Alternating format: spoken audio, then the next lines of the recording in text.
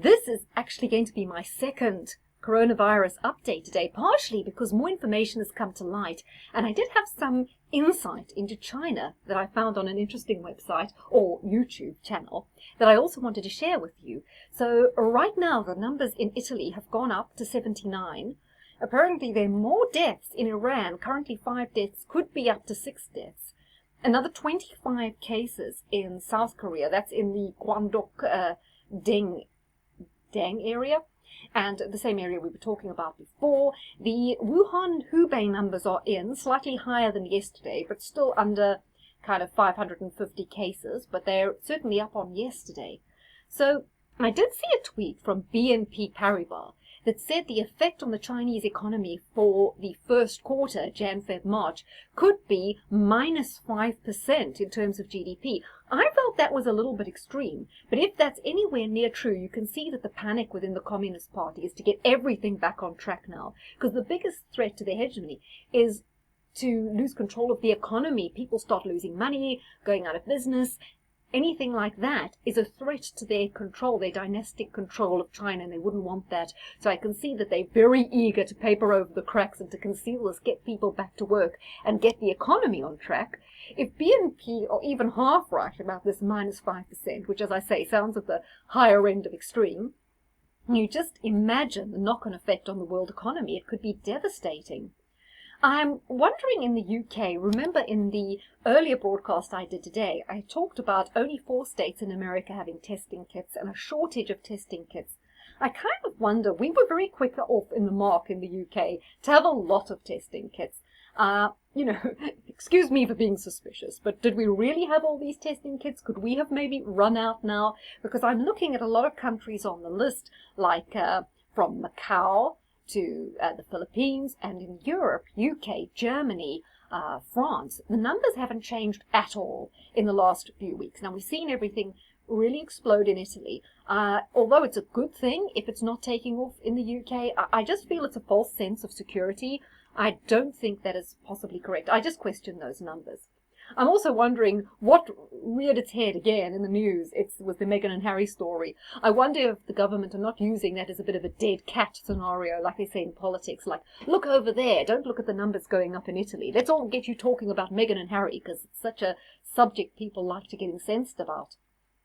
I was reading that the virus load for this COVID-19 is much heavier than for that of SARS. So, for example, where SARS, when people were infectious, they had a high virus load, but with the COVID-19, people have a very high virus load, whether they are showing symptoms or not. So even if they have it and they're asymptomatic, they have as much of the virus in their system, it seems.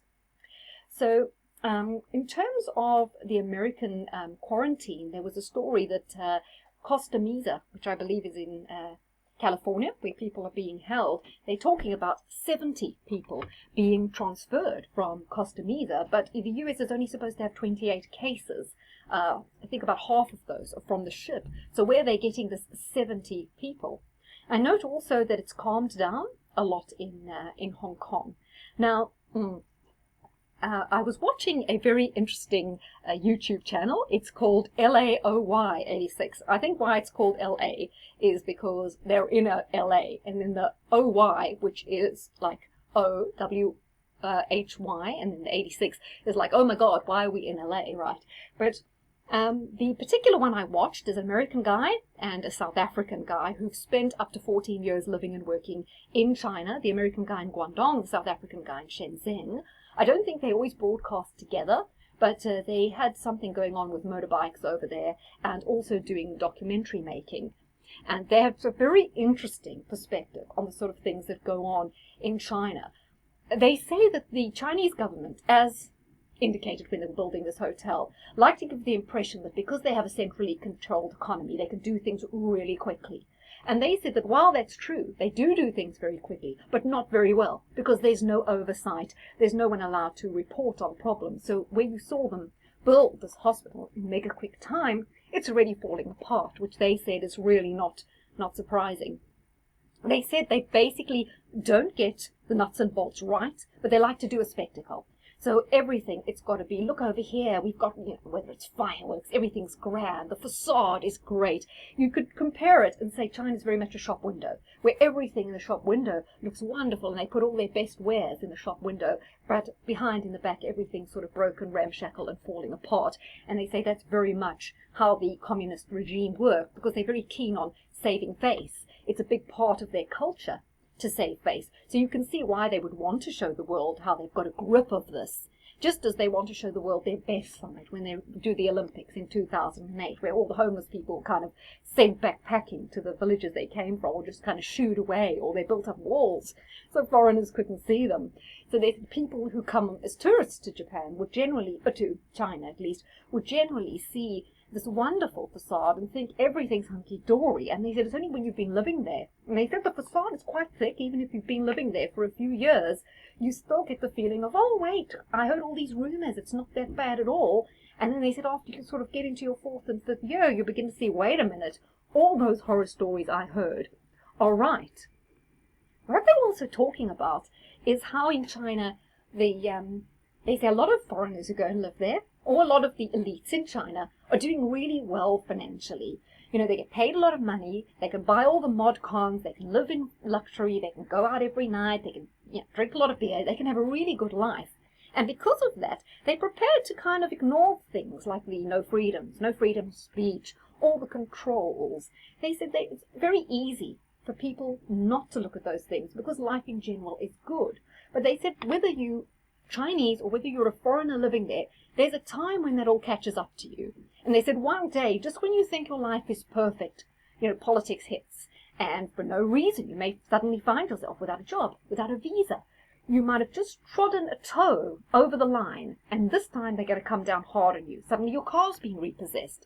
And they said that kind of happens to pretty much everyone eventually. So it's kind of good while it lasts, but you never know when it's going to end.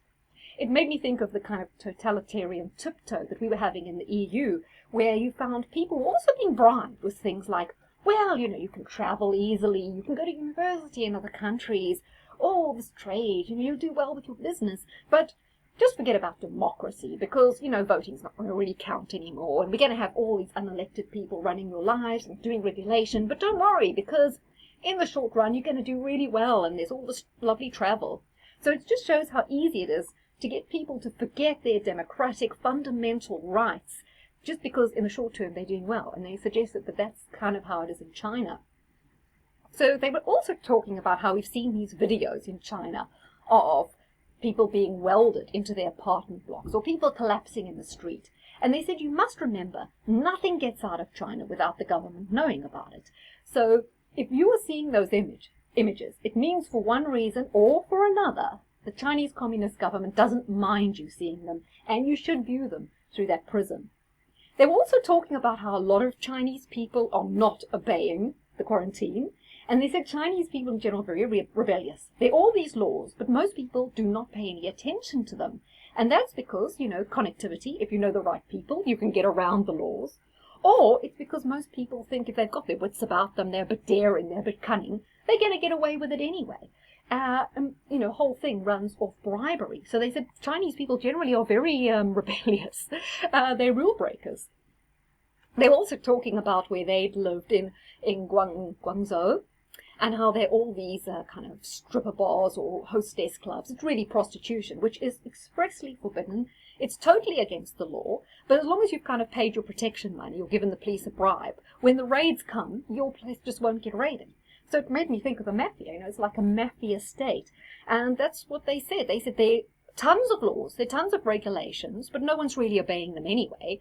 So behind the facade that everyone's running TikTok, it's really running like clockwork. Everything's pretty much, free for all.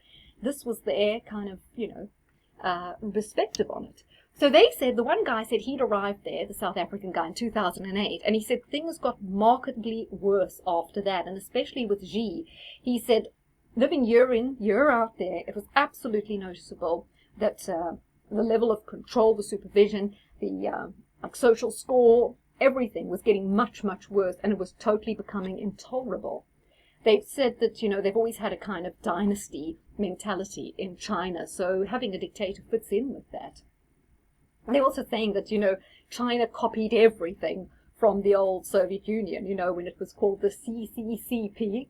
And China's just knocked off a C, and, now it's the CCP, Chinese Communist Party. And they said from the embalming of Mao, which kind of copied the embalming of Stalin, to the architecture, everything was modeled on the USSR. So I can only say from that, we can anticipate that it's also going to fail. So I just thought that that was a very interesting perspective that they had on China. I wanted to share it with you. I thought they put it across really well. If you want to watch the whole thing, their channel is capital letters LAOWHY86. Really good. They did a chat for an hour, talked about some face masks and stuff to begin with, but I really enjoyed their chat on this. They mentioned as well that they were sending in mobile crematoriums which can deal with hundreds of tons capacity. So that makes me think as well there's something big going on here. I mean, hundreds of tons capacity in mobile crematoriums. I know a lot of people were poo-pooing the sulfur dioxide fumes that were apparently spotted, and they said that could be burning bodies, but hey, that makes me think, that it could be. So there we go. So those were the numbers. If you'd like, I can just end off by going through some of the numbers. So basically there were 630 new cases and 96 deaths in Hubei.